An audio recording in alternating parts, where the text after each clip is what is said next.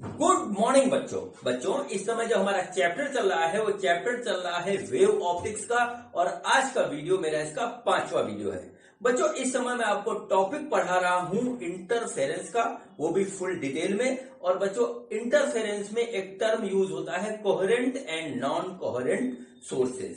ठीक है, अधिकतर बच्चों को इसमें कंफ्यूजन रहता है, इसलिए मैंने इसका वीडियो अलग से बनाने का निर्णय लिया।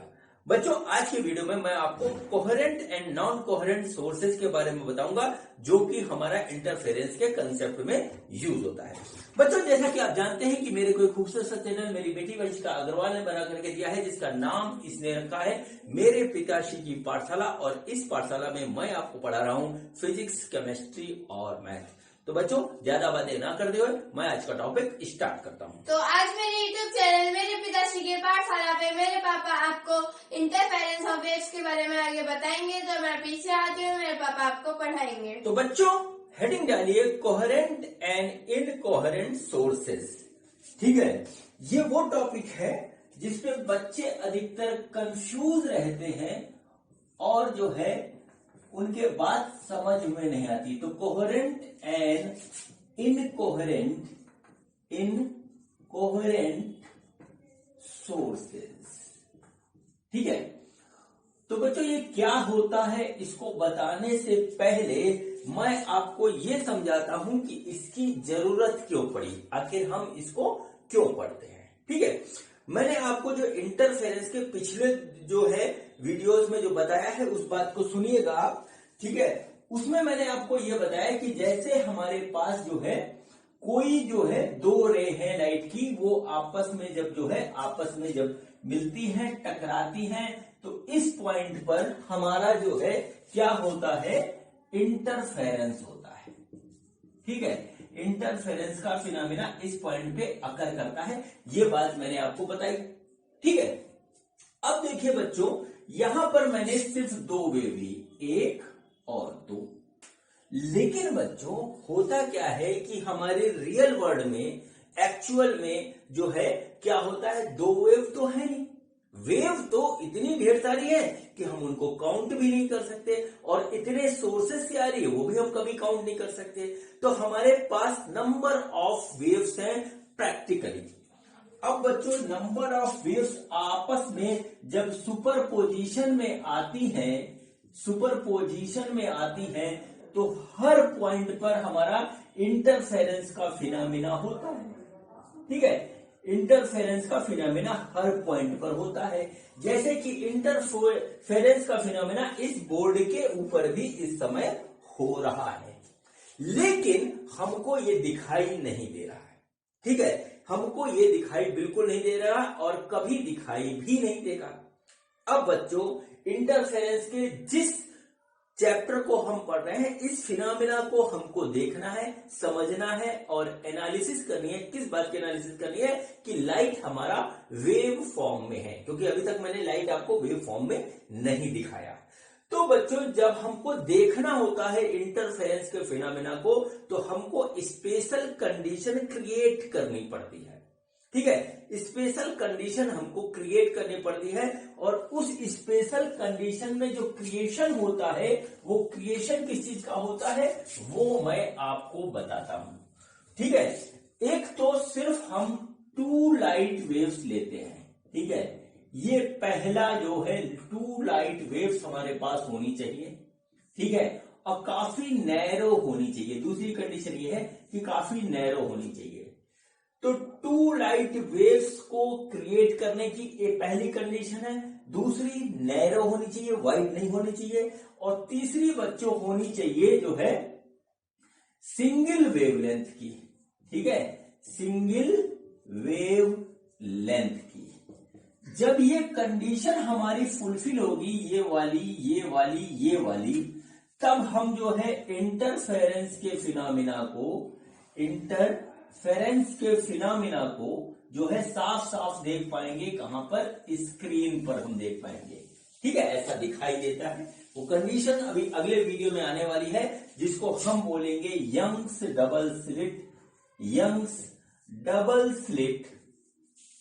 ठीक है, डबल स्लिट एक्सपेरिमेंट काफी फेमस है और बहुत से बच्चों को इसमें कंफ्यूजन रहता है। इसको बोलते हैं हम YDSE, ठीक है। इसमें अब बच्चों इसको समझने के लिए ही ये पॉइंट मैं आपसे डिस्कस कर रहा हूं। तो हमको क्या करना होगा, हमको ये 3 कंडीशन सेटिस्फाइड करनी होगी कि हमारे पास 2 लाइट वेव्स हो, ठीक है, और दोनों बहुत ही नैरो हो, बहुत ही महीन हो, और तीसरी बात है कि सिंगल वेवलेंथ हो। सिंगल वेवलेंथ को ही बच्चों हम लोग कहते हैं मोनोक्रोमैटिक। नाम सुन रखा होगा आप लोगों ने और बहुत परेशान रहते होंगे, मोनोक्रोमैटिक, ठीक है, लाइट वेव्स, इसको बोलते हैं मोनोक्रोमैटिक। अब बच्चों देखिए होता क्या है, अब बात को आप समझिए। मोनो का मतलब होता है सिंगल, सिर्फ एक, और बच्चों क्रोमैटिक का मतलब होता है कलर। इस बात को समझ लीजिए, मोनोक्रोमैटिक का मतलब होता है सिंगल कलर, ठीक है, सिंगल कलर। सिंगल कलर जब होगा तो मतलब उसमें वेवलेंथ भी बच्चों हमारी एक ही होगी, तभी वही कलर आएगा, ठीक है। इसलिए बच्चों सिंगल वेवलेंथ, इसी को हम बोलते हैं मोनोक्रोमैटिक। अब बच्चों बात आती है कोहेरेंट एंड इनकोहेरेंट सोर्सेज की, ठीक है, कोहेरेंट एंड इनकोहेरेंट सोर्सेज की। हमारे पास जो हमको इंटरफेरेंस का फिनोमेना देखना है तो उसमें हमारी जो कंडीशन होती है कि देखने के लिए, फिनोमेना तो हमेशा हो रहा है, देखने के लिए हमारे पास कोहेरेंट सोर्सेज होने चाहिए और मोनोक्रोमैटिक लाइट होनी चाहिए। तो कंडीशन फॉर क्या है, यहां पे नोट कर लीजिए, to see the phenomena, to see the phenomena of interference, ठीक है, ऑन स्क्रीन, ये भी लिख लीजिए, ऑन स्क्रीन वी हैव, ठीक है, we have 2 coherent sources of light, ठीक है, 2 कोहेरेंट सोर्सेज ऑफ लाइट, पहली बात, और दूसरी बात, and these sources must be monochromatic, ठीक है। मोनोक्रोमैटिक का मतलब हुआ कि सिंगल वेवलेंथ की हमारे पास होनी चाहिए। अब बच्चों आते हैं कोहेरेंट एंड इनकोहेरेंट के ऊपर, ठीक है बच्चों। तो देखिए बच्चों, आपको ये बात बहुत अच्छी तरीके से पता है कि लाइट हमारी जो है वो क्या होती है, इलेक्ट्रोमैग्नेटिक वेव्स है, ये पता लग गया, ठीक है।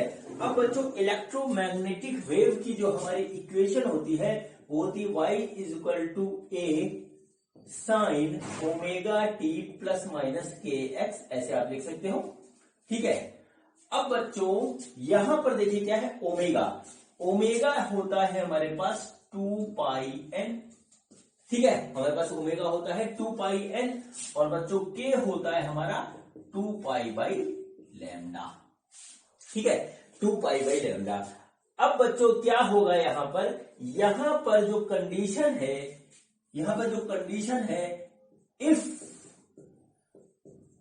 2 डिफरेंट, ठीक है, 2 डिफरेंट वेव्स या लाइट वेव्स लिखिए, 2 different light waves have same frequency और wavelength, या तो हमारी फ्रीक्वेंसी सेम हो या वेवलेंथ सेम हो, एंड कांस्टेंट फेज डिफरेंस,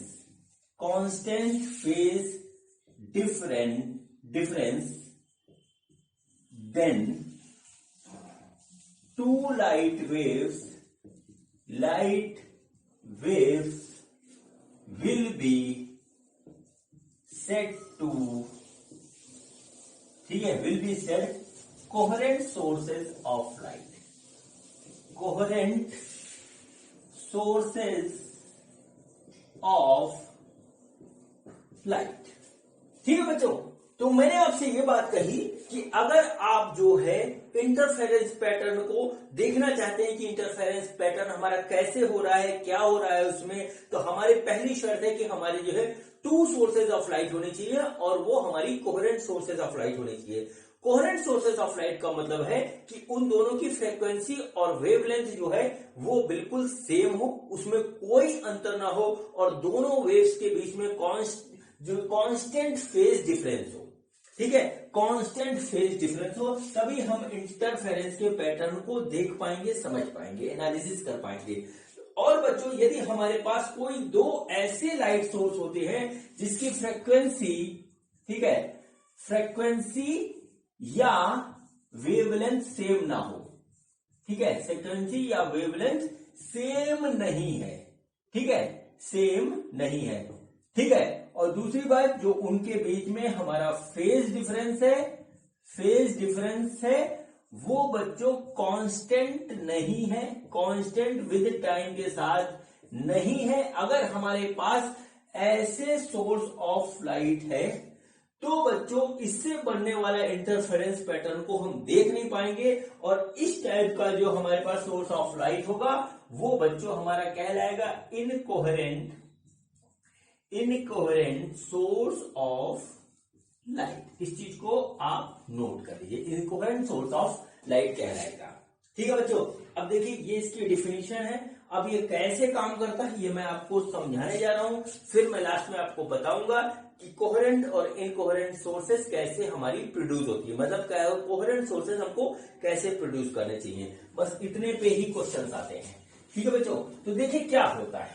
ठीक बच्चों, अब देखिए हमारे पास जो लाइट का हमने वेव लिख रखा है, इक्वेशन लिख रखी है, लाइट वेव की जो इक्वेशन ऊपर लिख रखी है वो लिख रखी है y = a sin omega t plus minus के एक्स, ये है। चलिए अब बच्चों 2 लाइट वेव हम अलग अलग ले लेते हैं। y1 = a1 sin omega t plus, ठीक है, kx, ये हमारी जो है kx1 ऐसे ले लीजिए।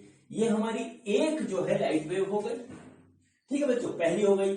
और बच्चों ये दूसरी हो गई हमारी y2 = a2 sin omega t plus kx2, ऐसे आप देख लीजिए। ठीक है, ये देख लीजिए, ये 2 हमारे पास जो है लाइट वेव हो गई, इनके बीच में इंटरफेरेंस हो रहा है। ठीक है, इनके बीच में इंटरफेरेंस हो रहा है। तो देखिए बच्चों पहली कंडीशन हमारी सेटिस्फाइड होती है कि इसकी फ्रीक्वेंसी सेम है। देखिए ओमेगा सेम है, ठीक है, ओमेगा क्या होता है 2πn होता है। इसका मतलब क्या हुआ, n सेम है, इसका मतलब हुआ फ्रीक्वेंसी सेम है। इसको आप नोट कर लीजिए, फ्रीक्वेंसी सेम है। यहां पे एक बात आ गई। दूसरी बात बच्चों देखिए k दोनों में सेम है, ठीक है, k दोनों में सेम है। तो k क्या होता है, k होता है 2π/λ। यहां से ये भी बात आ गई कि लैम्डा यानी कि वेवलेंथ ये भी सेम है, ठीक है, वेवलेंथ ये भी सेम है। अब बच्चों यहां पर हम देखते हैं कि हमारा क्या फेज डिफरेंस जो है, फेज डिफरेंस, ठीक है, फेज डिफरेंस जो है, फेज डिफरेंस ये कांस्टेंट है। अगर ये कांस्टेंट है, ठीक है, इन दोनों के साथ फेज डिफरेंस कांस्टेंट है, तो ये दोनों सोर्स हमारे क्या हो जाएंगे, ये कोहेरेंट सोर्स हो जाएंगे। और जो है कोहेरेंट सोर्स हो जाएंगे और इनसे जो है जो भी हमारा इंटरफेरेंस होगा हम उसको देख सकते हैं। ठीक है, बिल्कुल हम ऑब्जर्व कर सकते हैं। कैसे देखेंगे ये अगले वीडियो में आप देखिएगा। ठीक है, अब देखिए बच्चों यहाँ पे क्या हुआ, ठीक, यहाँ पे देखिए अब हमें फेज डिफरेंस निकालना है। तो आपको पता है कि फेज ये होता है, साइन के साथ जो लिखा होता है फेज होता है। तो बच्चों पहले वाले का हो गया φ1 जिसकी वैल्यू आई बच्चों ओमेगा टी प्लस kx1, और बच्चों दूसरे का φ2 हो गया, ये हो गया ओमेगा टी प्लस kx2। हमने फेज डिफरेंस निकाला तो आया φ2 माइनस φ1, ये आया omega t plus kx2 minus omega t plus kx1। ये देखिए इस तरीके से आ गया, ठीक है, ये देखिए इस तरीके से आ गया। अब बच्चों देखिए इसको जब खोलेंगे तो आएगा omega t plus kx2 minus omega t minus kx 1 या गया, देखिए ओमेगा टी से ओमेगा टी कट गया, बचा हमारे पास k equal to x2 minus x1। ये हो गया बच्चों डेल्टा फाई यानी कि फेज डिफरेंस, और बच्चों ये इसकी वैल्यू ये आई। ठीक है, यहां पर बच्चों एक चीज देखिएगा, k हमारा कांस्टेंट है, वेरी नहीं करना है, k हमारा कांस्टेंट है, और बच्चों x2 माइनस x1 क्या है, पोजीशन ऑफ वेव है। जिस पोजीशन पे जाकर के दोनों वेव टकराती हैं उसको हम बोलते हैं x1 और x2, ये भी हमारा कांस्टेंट रहेगा। तो बच्चों यहां पर क्या होता है, यहां पर सिंपल सी बात आती है कि हमारा जो है फेज डिफरेंस, ठीक है, फेज डिफरेंस ये कांस्टेंट है। ठीक है, तो तीनों कंडीशन हमारी सेटिस्फाइड होती है कि हमारा जो है फ्रीक्वेंसी कांस्टेंट है, फ्रीक्वेंसी सेम है, कांस्टेंट नहीं, फ्रीक्वेंसी सेम है, वेवलेंथ सेम है, और फेज डिफरेंस कांस्टेंट है। तो बच्चों ये दोनों जो है वेव्स हमारी, लाइट वेव्स हमारी कोहेरेंट सोर्सेज ऑफ लाइट है, और इनसे जो है हम यदि लैब में इंटरफेरेंस का पैटर्न बनाएंगे तो ये हमको दिखाई देगा, हम उसकी एनालिसिस कर सकते हैं। अब बच्चों दूसरा केस लगते हैं जब हमारा जो है फ्रीक्वेंसी सेम नहीं रहती है। ठीक है, क्योंकि ये समझेंगे तभी आपको बात समझ में आ जाएगी। फ्रीक्वेंसी सेम नहीं रखती है, हम वेवलेंथ चलिए सेम रख लेते हैं। ठीक है, तो देखिए क्या हुआ, यहां पर बच्चों सपोज करिए ये ओमेगा 1 हो गया, ये ओमेगा 2 हो गया। ठीक है, अब देखिए क्या हुआ, ओमेगा 1 हमने सपोज किया 2 पाई n1 है, ओमेगा 2 बच्चों हमारे पास हो गया 2 पाई n2, इस तरीके से हो गया। ठीक है बच्चों, अब देखिए फेज डिफरेंस, फेज क्या है, फेज है φ1 equal to omega 1t plus के x1, और φ2 है बच्चों ओमेगा 2t प्लस के x2। देखिए इस तरीके से है, ये आ गया। अब देखिए बच्चों हम निकाल लें फेज डिफरेंस यानी कि डेल्टा फाई। डेल्टा फाई क्या होगा, ये होगा ओमेगा, ये हो गया φ2 माइनस φ1, φ2 रखेंगे, ये हो गया ओमेगा 2t प्लस के x2 minus omega 1t plus के x1। हमने ऐसे कर लिया बच्चों, यहां पर आएगा ओमेगा 2 माइनस ओमेगा 1 और t। ठीक है, ये आया, और बच्चों यहां पे आएगा प्लस के x2 माइनस x1। ये बच्चों आ गया फेज डिफरेंस। ठीक है, ये फेज डिफरेंस आ गया। अब बच्चों यहां पर देखिए हमारी कंडीशन बिगड़ गई है। ठीक है, हमको इंटरफेरेंस के पैटर्न को देखने के लिए जो कंडीशन चाहिए थी वो यहां पे आके बिगड़ गई। देखिए क्या हुआ कि फेज डिफरेंस हमारा यहां पे कांस्टेंट नहीं है, क्योंकि हमारी कंडीशन क्या थी, हमारी कंडीशन थी कि फ्रीक्वेंसी सेम हो, फ्रीक्वेंसी सेम हो, ठीक है, और वेवलेंथ भी सेम हो। ठीक है, वेवलेंथ भी सेम हो, और तीसरी कंडीशन जो कोहेरेंसी की थी वो थी फेज डिफरेंस कांस्टेंट हो। फेज डिफरेंस हमारा कांस्टेंट हो, ये तीन कंडीशन थी। बच्चों जब हमारी फ्रीक्वेंसी अलग अलग हो रही है n1 n2, तो बच्चों फेज डिफरेंस हमारा कांस्टेंट नहीं रह रहा है। देखिए यहां पर एक फैक्टर ऐसा है टाइम। ठीक है, एक फैक्टर ऐसा है टाइम। टाइम हमेशा आगे की ओर बढ़ता है, यानी कि टाइम हमेशा जो है चेंज होगा, और बच्चों जैसे ही टाइम चेंज होगा हमारा फेज डिफरेंस हमारा बदल जाएगा। ठीक है, जैसे ही टाइम चेंज होगा वैसे ही फेज डिफरेंस बदल जाएगा। मतलब दो वेव्स के बीच में हमारा जो है फेज डिफरेंस कॉन्टिन्यूअसली बदलता रहेगा। और बच्चों क्या होगा कि हमारे जब फेज डिफरेंस कॉन्टिन्यूअसली बदलता रहेगा तो हमको जो है स्क्रीन पे जो दिखाई देगा वो बच्चों बिल्कुल शार्प इंटरफेरेंस पैटर्न नहीं दिखाई देगा। क्यों नहीं दिखाई देगा वो मैं बताता हूं आपको। हमने पिछले वीडियो में बच्चों जो रिजल्टेंट इंटेंसिटी का जो हमने पढ़ा था फार्मूला जो हमारा निकल के आया था वो ये आया था। ठीक है, ये आया था I equal to I1 plus I2 plus 2 under root I1 I2 cos phi. ठीक है, अगर बच्चों इसमें फाई हमारा कांस्टेंट रहता है तो बच्चों रिजल्टेंट इंटेंसिटी हमेशा कांस्टेंट मिलेगी। अगर यही वेरिएबल रहेगा तो हमेशा जो है यहां पर इसकी वैल्यू बदलेगी। जब ये 0 हो जाएगा तो ये जो है मिनिमम हो जाएगा, जब ये पूरा मैक्सिमम रहेगा तो ये मैक्सिमम होगा। सपोज करिए कि यहां पर हमारा एक जो है पॉइंट बनता है इस तरीके से इंटरफेरेंस का, तो बच्चों क्या होगा कि इस पॉइंट की इंटेंसिटी कभी बढ़ेगी कभी घटेगी, कभी बढ़ेगी कभी घटेगी। अब हम इतनी तेजी से ये होता है कि हमारी जो है आई इसको पकड़ नहीं पाएगी और हमको लगेगा कि लाइट हमारी बिल्कुल बराबरी से इसकी एक इंटेंसिटी कांस्टेंट है, हम उसको देख नहीं पाएंगे। ठीक है, तो इसलिए बच्चों हमारा फेज डिफरेंस कांस्टेंट रहना चाहिए।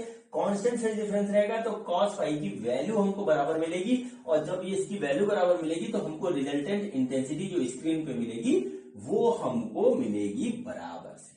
ठीक है, और यही कारण है कि हमारा फेज डिफरेंस कांस्टेंट रहना चाहिए। और फेज डिफरेंस कांस्टेंट तभी रहता है जब हमारी फ्रीक्वेंसी और वेवलेंथ जो है वो दोनों सोर्स ऑफ लाइट की बिल्कुल बराबर होती है। ठीक है, ये पूरा रीजन है। मैं आपसे रिक्वेस्ट करता हूं कि अगर आपको इंटरफेरेंस के पैटर्न को पूरा कायदे से समझना है, कोई भी डाउट मन में नहीं रखना है, तो इंटरफेरेंस 1, 2, 3, 4, 5, 6 इतने वीडियो बनना है, इसको एक सीक्वेंस में देखिएगा, नोट्स बनाइएगा, अपनी बुक से एनालिसिस करिएगा, अपने स्कूल या कोचिंग में डिस्कस करिएगा, तब जाकर के आपको 3-4 बार देखने पे कंसेप्ट पूरी तरीके से क्लियर होगा। अगर आप 20 से कोई एक वीडियो देखेंगे तो आपका कंफ्यूजन बना रह जाएगा। इस टॉपिक में बच्चों को कंफ्यूजन बहुत है। ठीक है बच्चों, तो ये हुआ बच्चों कोहेरेंट और इनकोहेरेंट सोर्सेज, और ये है इसकी कंडीशन। कोहेरेंट सोर्सेज की कंडीशन ये कि फ्रीक्वेंसी वेवलेंथ सेम होना चाहिए और फेज डिफरेंस कांस्टेंट होना चाहिए। अगर हमको 2 लाइट वेव्स ऐसी मिलती हैं तो हम उनको कोहेरेंट सोर्सेज ऑफ लाइट कहते हैं। अगर ये कंडीशन नहीं फुलफिल होती है तो इनकोहेरेंट सोर्सेज ऑफ लाइट होती है। कोहेरेंट सोर्सेज ऑफ लाइट से हम इंटरफेरेंस के पैटर्न को देख सकते हैं। इंटरफेरेंस का पैटर्न आप सोच रहे होगे क्या होता है बच्चों? इंटरफेरेंस का पैटर्न बच्चों ऐसा होता है, स्क्रीन पे हम जब डालते हैं, इसको बनाते हैं, तो बच्चों हमको इस टाइप के जो है फ्रिंजेज या समझ लीजिए पट्टी दिखाई देती है।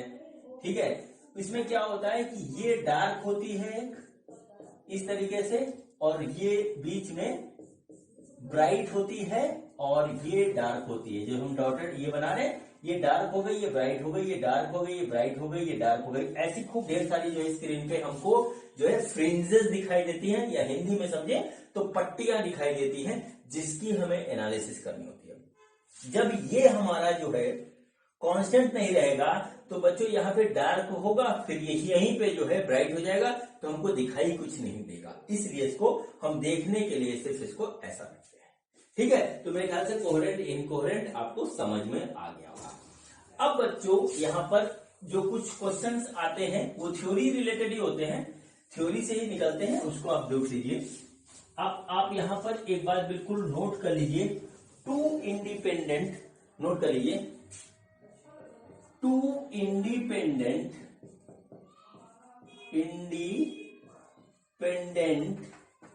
sources of lights are never be coherent। ठीक है, ये क्वेश्चन बहुत आता है। ठीक है, बच्चे तुक्का मार के चले आते हैं। आप ये बात नोट कर लीजिए कि 2 अलग अलग सोर्सेस से अगर लाइट आ रही है और हम उनमें से एक वेव निकाल दें, ठीक है, उनके बीच में इंटरफेरेंस कराएंगे, तो बच्चों इसको नोट कर लीजिए कि 2 अलग अलग सोर्सेस ऑफ लाइट से निकलने वाली रे कभी भी कोहेरेंट नहीं होंगी, उनकी फ्रीक्वेंसी हमेशा डिफरेंट होगी। ठीक है, फ्रीक्वेंसी उनकी हमेशा डिफरेंट होगी, क्योंकि वो जो है इंडिपेंडेंट सोर्सेस से आ रही है, एक की फ्रीक्वेंसी अलग होगी, दूसरे की अलग होगी, हमको जो है कभी भी जो है इंटरफेरेंस पैटर्न नहीं मिलेगा। बस इतनी ही बात है, इसकी पूरी डिटेल में जाएंगे तो वीडियो लंबा होगा और वो आपके किसी काम का भी नहीं है, क्योंकि आपको सिर्फ अभी 12th पास करना है या नीट आईआईटी निकालनी है। अब बच्चों क्या होता है कि अब हम कोहेरेंस सोर्सेस कैसे पता करें, तो बच्चों यहां देख लीजिए मेथड्स। ठीक है, मेथड्स फॉर ऑब्टेनिंग, ठीक है, methods for obtaining coherent sources of light, coherent sources of light हम किस तरीके से फाइंड आउट करते हैं। तो इसके 3 मेथड है, उनको नोट कर लीजिए। एक तो है बच्चों सबसे बड़ा और फेमस यंग्स डबल स्लिट, ठीक है, double slit experiment, Young's double slit experiment method.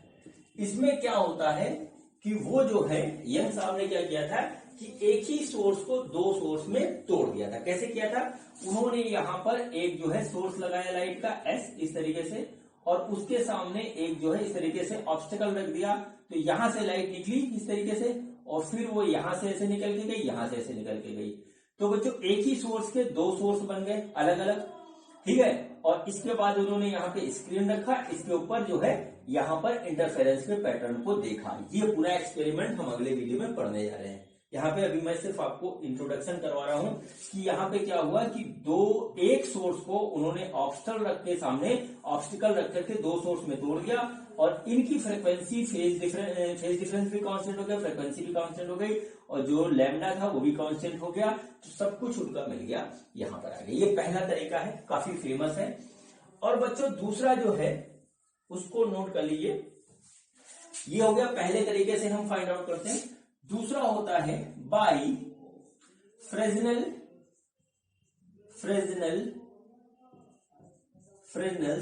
By prism method, ठीक है। और तीसरा है बच्चों बाई लॉयड्स मिरर मेथड, ठीक है बच्चों। ये 3 तरीके हैं जिससे हम जो है लेबोरेटरी के अंदर जो है coherent sources of light produce करते हैं। यंग डबल स्लिट जो हमारे सिलेबस में है, इसको पढ़ेंगे काफी डिटेल में। और बच्चों फ्रिजनल बाई प्रिज्म मेथड, इसमें क्या होता है कि एक सोर्स को प्रिज्म से 2 प्रिज्म से पास कराते हैं, तो वो अपने आप ही स्प्लिट होकर 2 पार्ट में बढ़ जाता है, फिर उसके आगे इंटरफेरेंस कराया जाता है उसका। और मिरर मेथड में क्या होता है कि एक सोर्स रखते हैं, उसमें मिरर आगे लगाते हैं, अरेंजमेंट कुछ उसका इस तरीके से रहता है कि अपने आप ही वो 2 सोर्सेज में बदल जाता है। इनका सिर्फ आपको नाम याद रखना है, ठीक है। इसके ये हमको डिटेल में नहीं पढ़ना है, ये वाला हमारे पूरे सिलेबस में है, डिटेल में है, इसको डिटेल में पढ़ेंगे, अगले वीडियो से स्टार्ट होगा। और बच्चों इसका सिर्फ नाम याद रखना है। आपके यहाँ जो है नीट में या IIT में या CUET में किसी में भी क्वेश्चन आता है कि which of the following methods are producing the coherent sources of light for interference, अगर इस टाइप का क्वेश्चन आता है तो इन 3 नाम का आप याद रखिए, यही आपका जो है प्रोड्यूस करता है, ठीक है। तो कोहेरेंट और इनकोहेरेंट सोर्सेज के लिए बस आपके सिलेबस के हिसाब से इतना ही आपके सिलेबस में है, इसी को आप जान लीजिए। अगर इसको आप समझ गए और अप्लाई कर दिया तो समझ लीजिए आगे की चीजें आपके लिए हलवा होने वाली है, बहुत ही आसानी से समझ में आएगी, ठीक है बच्चों। तो अब बच्चों हम मिलते हैं अगले वीडियो में, आपसे जो है पढ़ते हैं यंग डबल स्लिट एक्सपेरिमेंट। और बच्चों ये वीडियो देखने के लिए आपका बहुत बहुत धन्यवाद, थैंक यू।